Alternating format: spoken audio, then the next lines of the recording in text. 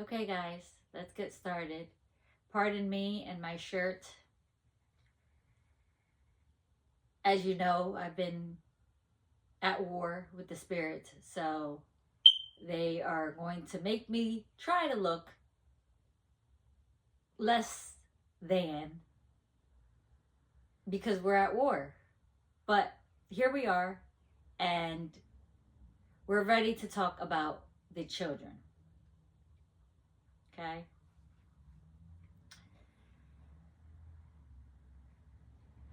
So, as this life coach story covers the fluctuations, the changes in power via the spirits within Hollywood and global elites.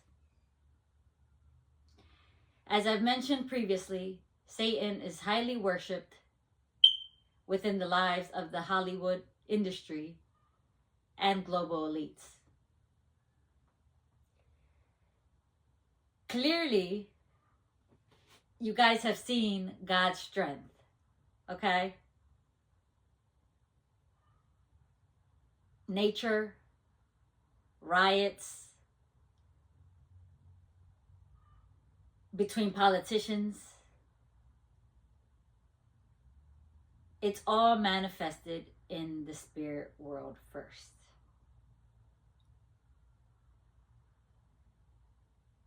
Let's talk about the Sean Combs trial. Diddy, Love, whatever you refer to him as. Sean Combs is an American rapper, pretty high in the Illuminati cult. So the cult that worships Satan. Within his trial, the prosecution is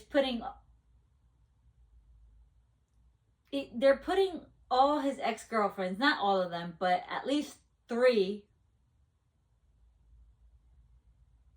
We're up to at least the second one, the third one, as witnesses to corroborate, so to basically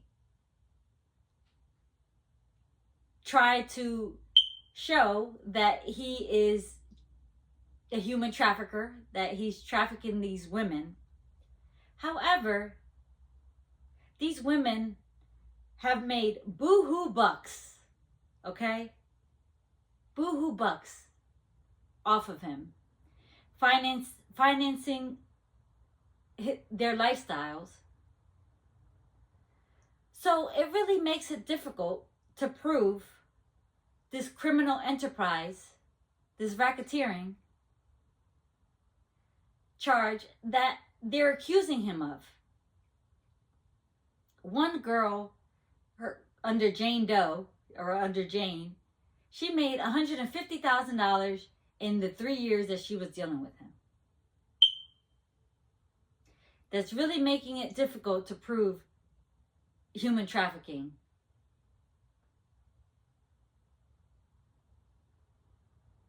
Let me go back to go forward for 1 second. Within racketeering, there are many charges. He only has to be charged for 2 out of,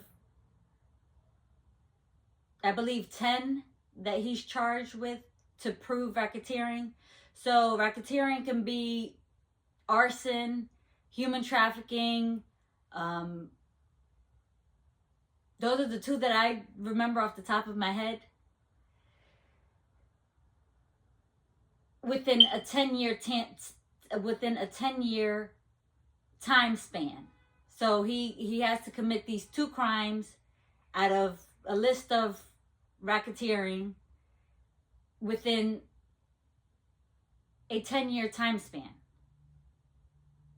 So the prosecution is using these ex-girlfriends to prove the trafficking part of the racketeering charge, but these ex-girlfriends have made money by him financing their lifestyle. Let's move on. In terms of how he would go about his trafficking of these women, he would seduce them, finance their lifestyles, then throw them into this sexual lifestyle that gratifies him and his bisexuality as they slept with other men in front of him. They hired male entertainers, etc. Ladies, this stripped them of their power as women. Before they know it, they thought that they were satisfying him because that's what he liked, and before they know it, they were like scums to him. Had all these men basically deal with him, with them, and he saw no value in these women. That's how he would break them down. Strip them of their power. It's really psychological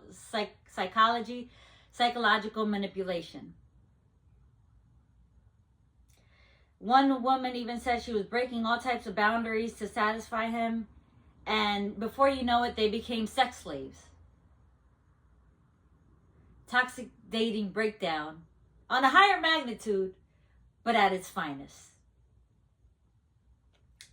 They referred it as sexual taboo. Sean Combs does carry a lot of trauma, especially sexual trauma. He attended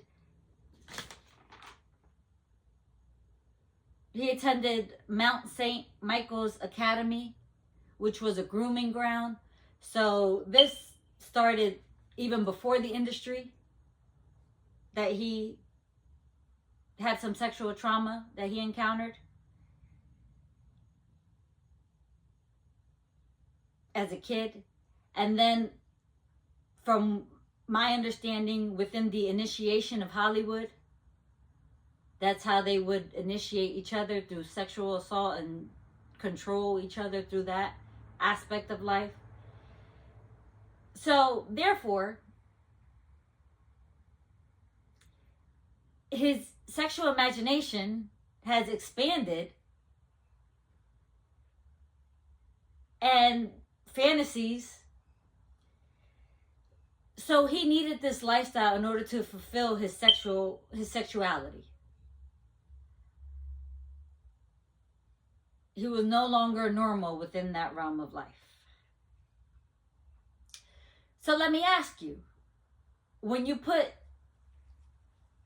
sexual manipulation, physical, psychological manipulation versus money, these women are claiming that they were psychologically manipulated, versus the money that they received. Which one wins in the world? Racketeering, criminal enterprise, Sean is being charged with.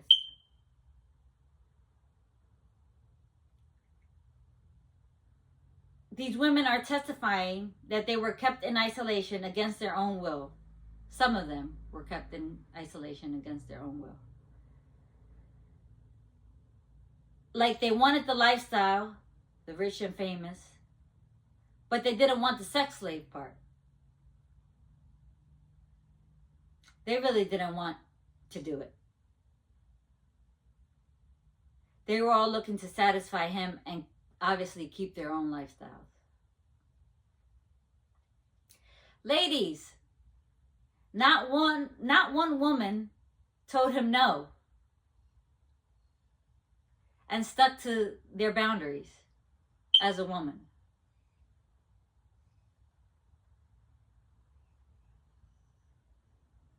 I'm not sure if they would have survived anyway. But from what the trial looks like,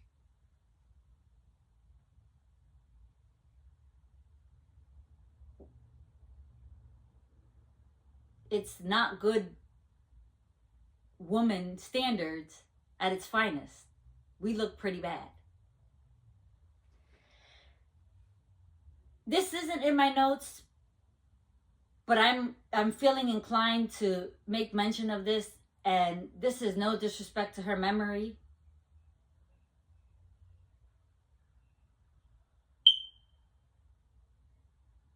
Miss Kim Porter, I don't think Sean has ever had a woman tell him no. I think they all just kind of blindly did what he wanted them to do, and that's why he couldn't. Granted, he is a monster in terms of temper and everything else. And J-Lo, I think, was the closest one to trying to establish a boundary with him, and she also had the support. She had the support of the Bronx. She had the support of her mother. So I think she was the closest one to be able to establish a no with him. However, Miss Kim Porter, the mother of Sean's children,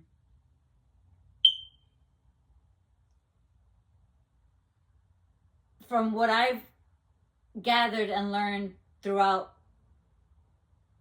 this training,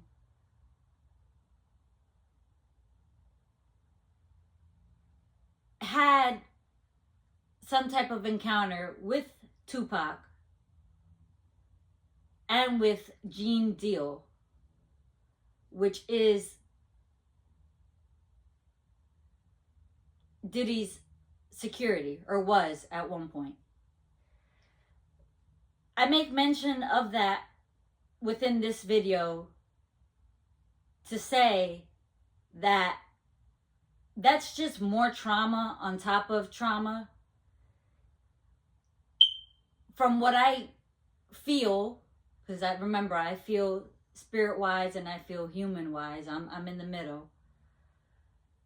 From what I feel, he really valued and cherished her.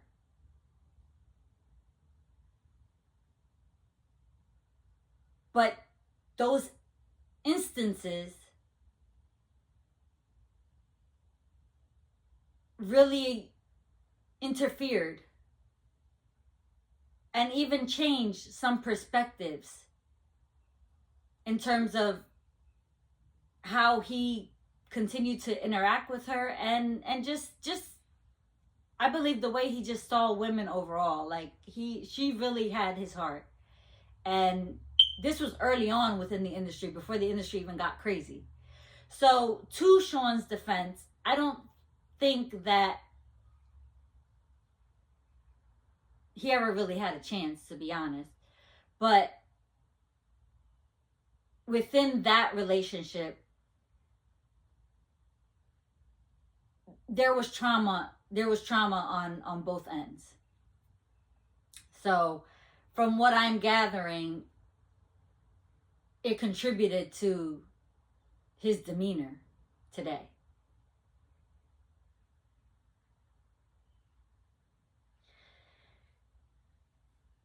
Again, the prosecution is doing their best. I will say that they are exhibiting racketeering anyway, despite the ex-girlfriends alleging this trafficking.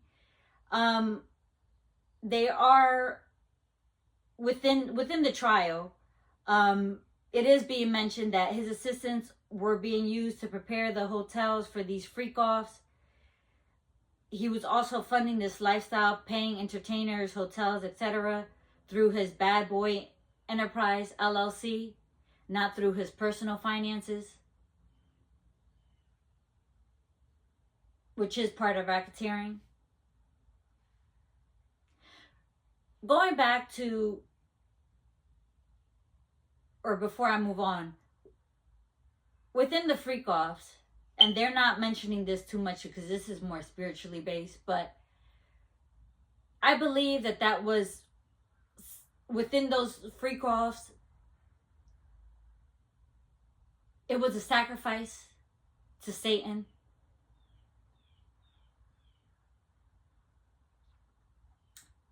Along with, obviously, some gratification there, human-wise. But that was a lifestyle to basically fulfill his spiritual aspect.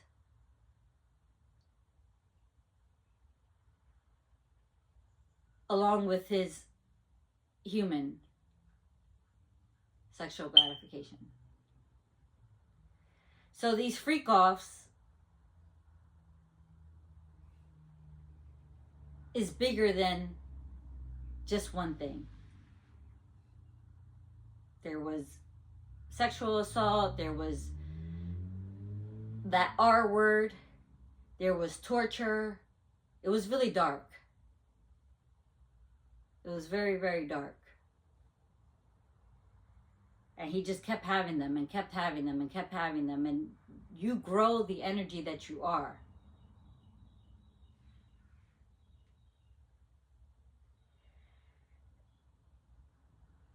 So, racketeering, trafficking of these women. His assistants preparing these hotels for these freak-offs, they didn't want to do it. Him using his bad boy enterprise to fund these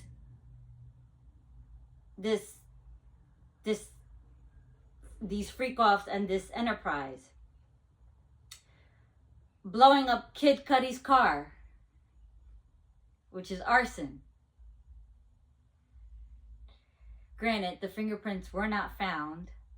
They were destroyed by the LAPD. But arson. So we have trafficking, coercion, funding, arson.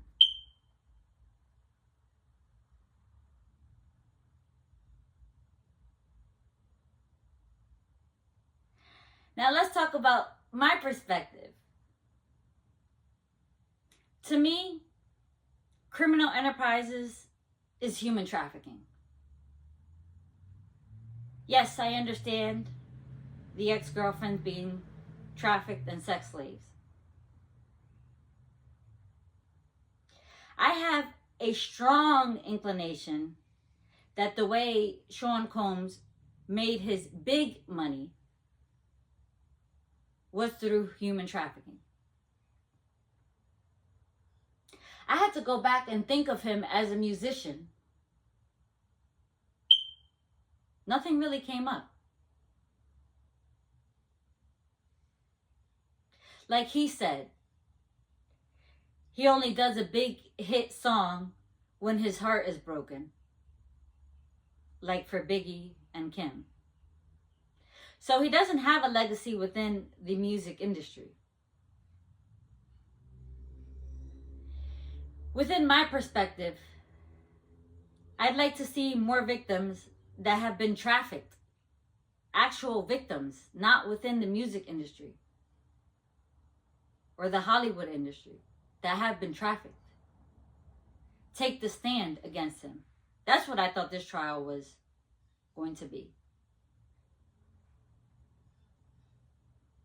How I thought the trial was going to be led.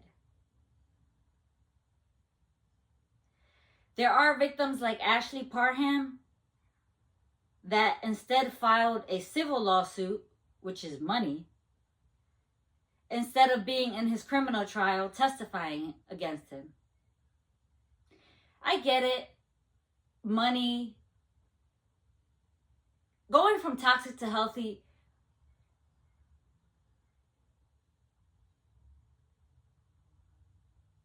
Values and standards sometimes weigh just as much as money.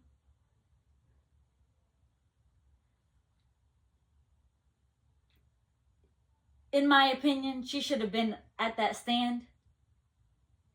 What she went through, the things she described in her lawsuit was heinous. Guys, heinous. From that R word to torture, the details are horrendous. She needed to be on both sides, criminal and civil. There's also a male gentleman that's currently arrested, alleging he was a sex slave, called Jonathan Oddie. And I also want to make mention of Miss Allie Carter. Miss Allie Carter is a black female that attended Diddy's parties. She hasn't had the opportunity to do either. To file a lawsuit or to testify. I call her the law of attraction. It's from what her story and how she portrays her story. Every person, especially male, to my understanding, that she encounters, it's either a R word, it's either her being trafficked. It's like she's the law of attraction when it comes to human trafficking. She was trafficked by police and been speaking against child trafficking for 5 years now. 5 years. She's big on the children.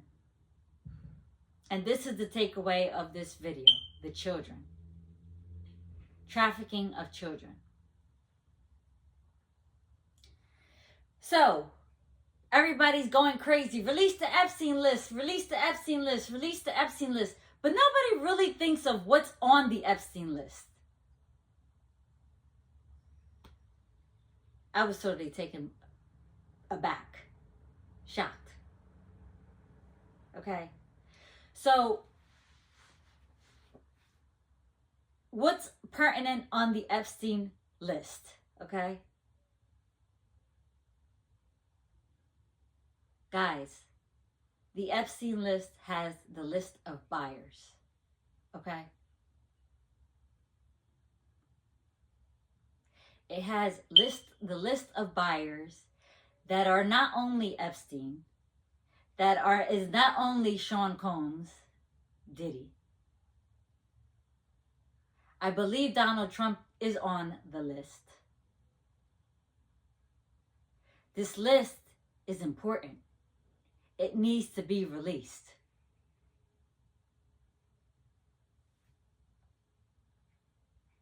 I command and demand the list to be released.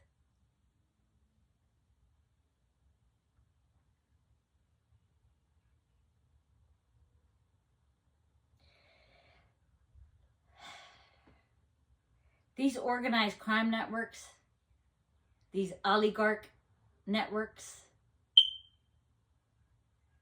that make their money from human trafficking is tied to the government. They've been running for a long time.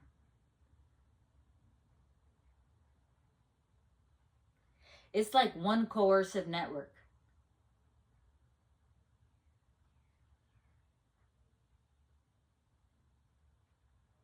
They know they can't come out in public because it'll cause an uproar. Hence the Epstein files and the list of buyers on there.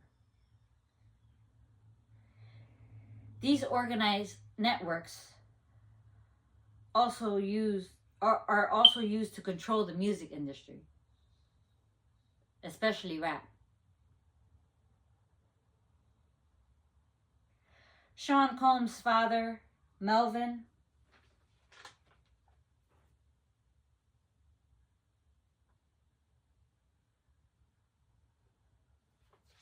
let me give you my notes here. Diddy is acting on behalf of a specific oligarch network that directly overlaps him with Epstein. Music Corporation of America helped build the success of Diddy's mentors. Who is Diddy's mentor? Clive Davis is one of them. Helped build the success of Diddy's mentors and also had connections to the same crime families that took out Melvin Combs, which is Diddy's father. So Diddy was basically sent to manipulate the hip-hop industry to help benefit the private prison industry. No, Diddy is not a victim.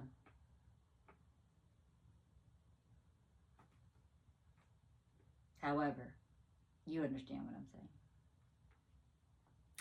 These corporations' interest in Diddy was to help target the hip hop community, but most specifically, the African American community.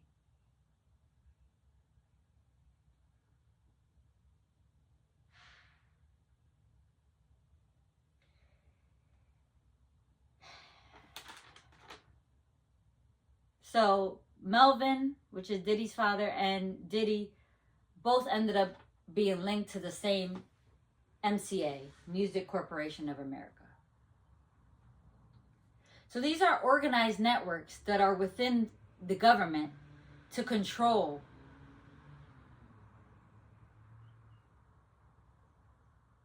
the music industry. And within this, they have human trafficking. Again, I'm putting the pieces of the puzzle together, so I don't have all the information. I'm giving you what I have. And within these organized networks, crime networks, human trafficking is huge. There are, within those Epstein files, there are the list of buyers. And from what I gather, there are 2 million children within that list as well. Believe it or not, they are very meticulous and they're very organized. They know exactly everything. The names, the ages, what the children wore, everything. It's its own network.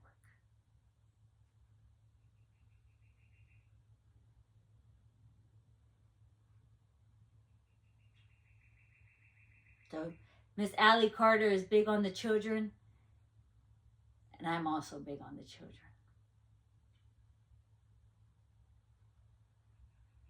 She says there are way more buyers than Diddy, Epstein, Ghislaine Maxwell, who ended up being charged for everything. Mr. Kash Patel, which is the new FBI director, said he'd uncover the files in regards to Epstein and the child trafficking.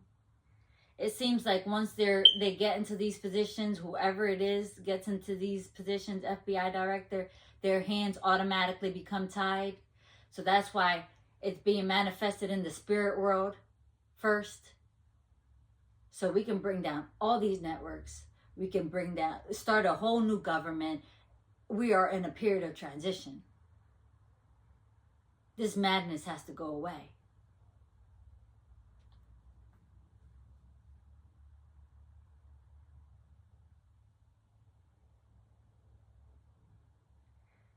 Per Allie, not one time have they brought up the children within the Diddy trial, which she's accurate.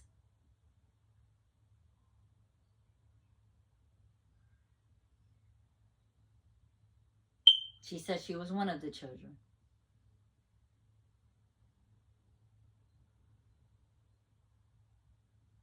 So Allie basically lives on the run with her mom. She's looking to get adopted at 30 something, but her mom is Caucasian. She's constantly moving because her life is in danger for speaking against the government. Remember, this is all censored information.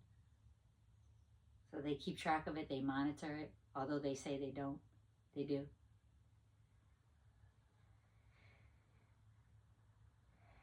She's constantly moving because her life is in danger for speaking against the government and children being trafficked.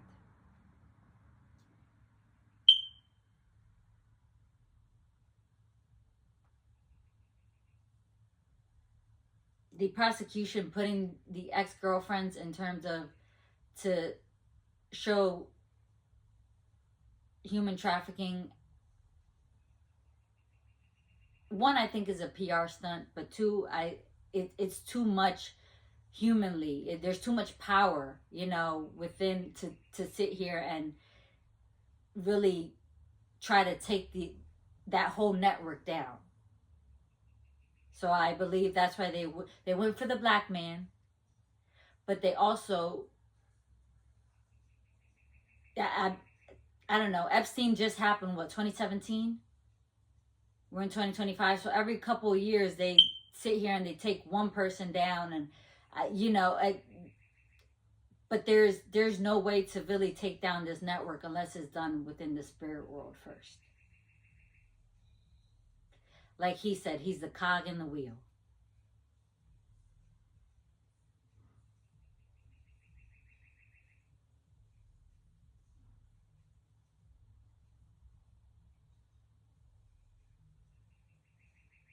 So I don't know if the prosecution only has the ex-girlfriends to go off of, or it's just too much power for them to break down this network by themselves. But for right now, the spirits are predicting a mistrial.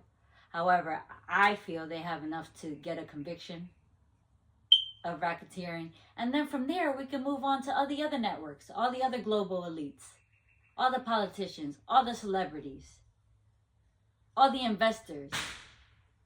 Investors are big. They are the biggest, smallest people you ever know. Because they have so much money and they don't have to abide by any title besides investor. They can put all their LLCs under anonymity, so anonymously, and they can do what they do and live their life as they choose, which I hope changes. They're the biggest, smallest people you ever know, at least up to now.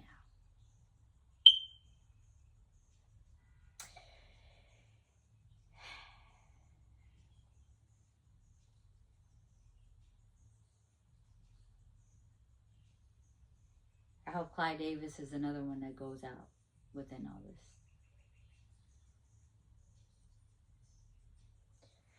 Ladies and gentlemen, I just want to leave you with this. Psychology is an aspect of life that must be felt to be understood.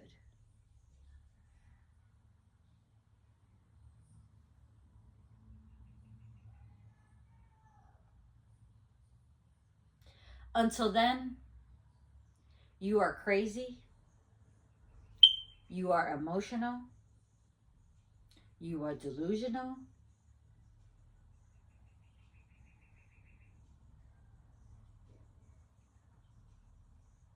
the gentlemen have a better interpretation of psychology. I'm not sure. They're wired differently. For us ladies, it's been clearly omitted. Definitely within black females, and especially within the African American population.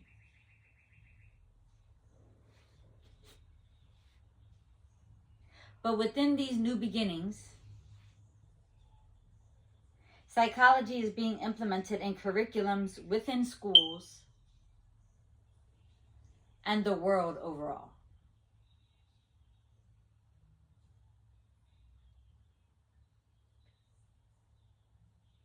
At this point, we are fighting for the children.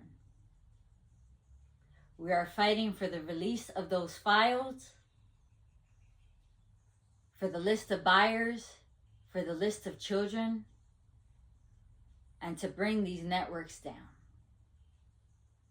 Please continue to stay in self in all aspects. Do not trust anybody in power. Even limit the news within your life at this point, and stay within your own mind. Isolation brings elevation. Self. Self. Self. I'll keep you guys posted, and I hope you have a great day.